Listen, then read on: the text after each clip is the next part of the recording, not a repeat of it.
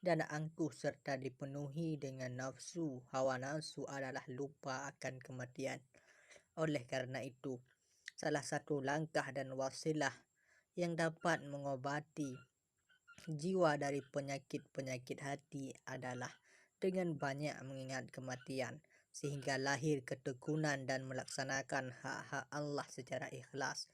Di antara ayat yang menganjurkan manusia untuk mengingat kematian adalah firman Allah, "Qul innal mauta alladzi tafirruna min fa innahu mulaqikum summa turadduna ila alimil ghaibi wasyahadah fayunabbi'ukum bima kuntum ta'malun."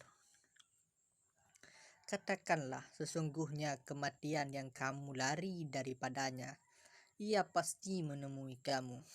Kemudian kamu akan dikembalikan kepada Allah yang mengetahui yang gaib dan yang nyata. Lalu dia diberitakan kepadamu apa yang telah kamu kerjakan. Al-Jum'ah 8. Mengenai pentingnya mengingat mati dalam proses tazkiyatun nafs, layak untuk direnungkan satu riwayat dari Ibnu Umar. Beliau menuturkan, "Ataitun Nabi sallallahu alaihi wasallam asyarah faja'a rajulun minal ansar faqala ya Nabi Allah, man aqyasun nas wa ahzamun nas?" Qala aksaruhum dzikran lil maut wa asyadduhum isti'dadan lil maut qabla nuzulil maut wa ulaika humul aqyas dhahabu bisyarafid dunya wal akhirah. Rawahu Tabrani an Abdullah bin Umar. Aku datang menemui Nabi bersama 10 orang. Lalu salah seorang dari kaum Ansar bertanya, "Siapakah yang paling cerdas dan paling mulia, wahai Rasulullah?" Beliau menjawab, "Orang yang paling banyak mengingat kematian dan paling siap menghadapinya. Mereka itulah orang-orang cerdas. Mereka pergi dengan membawa kemuliaan dunia akhirat." Yang kesembilan, yaitu dengan meninggalkan semua yang diharamkan. Dalam hal ini patut dikutip pernyataan Ibnu Taimiyah yang menyatakan bahwa jiwa dan amal tidak bisa suci hingga ia harus dihindarkan dari hal-hal yang mengotorinya, dan seseorang itu tidak akan mendapatkan kesucian jiwa dan hati kecuali dengan meninggalkan yang buruk, karena ia mengotori jiwa dan menggelapkannya. Ketika menafsirkan firman Allah, "Waqad khaba man dassaha" Asy-Syams 10, Ibnu Qutaibah berkata, mereka itulah orang-orang yang mengotori hatinya dengan kefasikan maksiat. Orang-orang yang fajir itu telah menghancurkan jiwanya dan menenggelamkannya, sedangkan pelaku perbuatan ma'ruf itu telah mengangkat dan meninggikan jiwanya.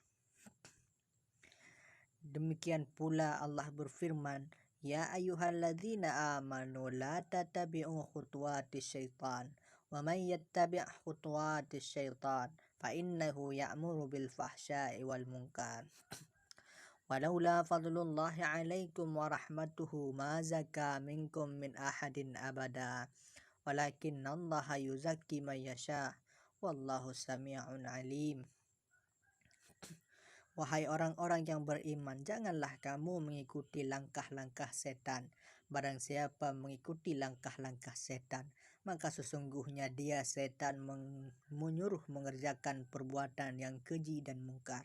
Kalau bukan karena karunia Allah dan rahmatnya kepadamu, niscaya tidak ada seorang pun di antara kamu bersih dari perbuatan keji dan mungkar itu selama-lamanya. Tetapi Allah membersihkan siapa yang Dia kehendaki, dan Allah Maha mendengar lagi Maha mengetahui.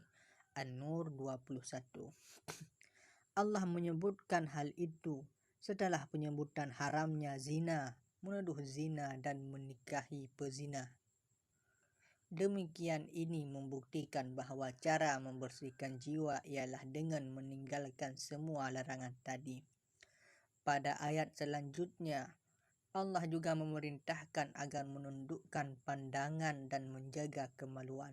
Semua itu demi tazkiyatun nafs. Allah berfirman, "Qul lil mu'minina yaghudduna min absarihim wa yahfaduna furujahum. Dzalika azka lahum. Innallaha khabirum bima yasnaun." Katakanlah kepada laki-laki yang beriman agar mereka menjaga pandangannya dan memelihara kemaluannya. Yang demikian itu lebih suci bagi mereka. Sungguh Allah Maha mengetahui apa yang mereka perbuat. An-Nur 30.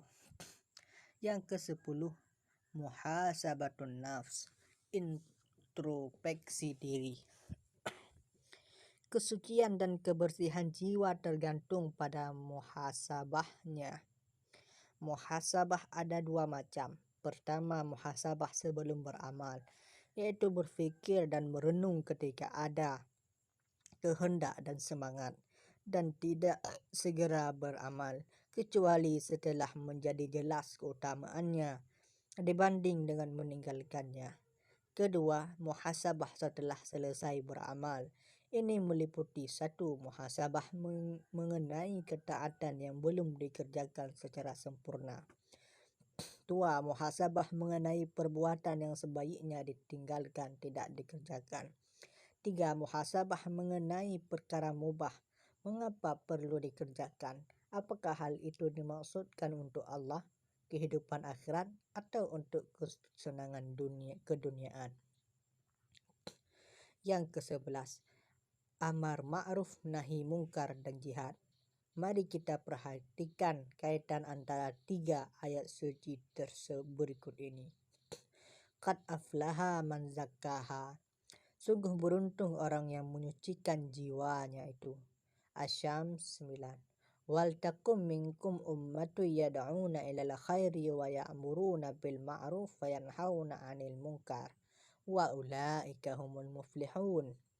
Dan hendaklah di antara kamu ada golongan orang yang menyuruh kepada kebajikan dan menyuruh berbuat yang ma'ruf dan mencegah dari yang mungkar. Mereka itulah orang-orang yang beruntung. Ali Imran 104. Ya ayyuhalladzina amanu taqullaha wabtagu ilaihil wasilah wajahidu fi sabilihi la'allakum tuflihun. Wahai orang-orang yang beriman, bertakwalah kepada Allah dan carilah wasilah jalan untuk mendekatkan diri kepadanya, dan berjihadlah, berjuanglah di jalannya agar kamu beruntung. Al-Maidah 35.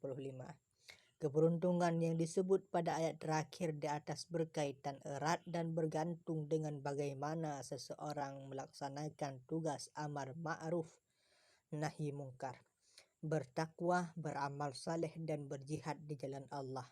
Dalam ketiga ayat di atas jelas kiranya bahwa keberuntungan orang-orang yang menyucikan jiwanya dapat dicapai antara lain dengan melaksanakan amar ma'ruf nahi mungkar dan berjihad di jalan Allah. Demikianlah beberapa langkah dan wasilah asasi dalam tazkiyatun nafs. Langkah dan wasilah utama ini harus menjadi landasan bagi proses takhliyah, tatahur, membersihkan diri dari sifat-sifat tercela, dan tahliyah atau tahakkuk, menghiasi diri dengan sifat-sifat terpuji yang akan kita